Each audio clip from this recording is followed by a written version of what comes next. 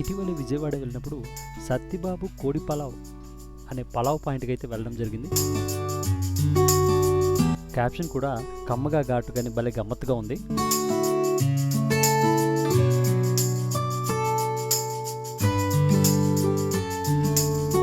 ఒక కోడి పలావే కాకుండా రకరకాల పలావులు అయితే ఇక్కడ అందుబాటులో ఉంది.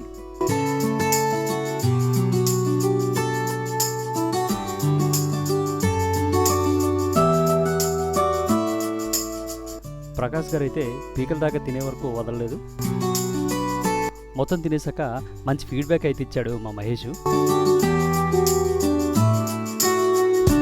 మీరు కూడా విజయవాడ వెళ్తే ఖచ్చితంగా విజిట్ చేయండి. ఇటీవల విజయవాడ వెళ్ళినప్పుడు సత్తిబాబు కోడి పలావ్ అనే పలావ్ పాయింట్కి అయితే వెళ్ళడం జరిగింది. క్యాప్షన్ కూడా కమ్మగా ఘాటుగాని భలే గమ్మత్తుగా ఉంది.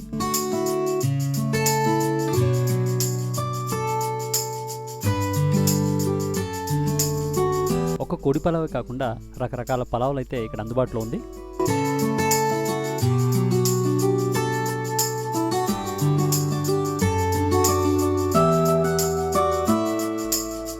ప్రకాష్ గారు అయితే పీకల దాకా తినే వరకు వదలలేదు. మొత్తం తినేసాక మంచి ఫీడ్బ్యాక్ అయితే ఇచ్చాడు మా మహేష్.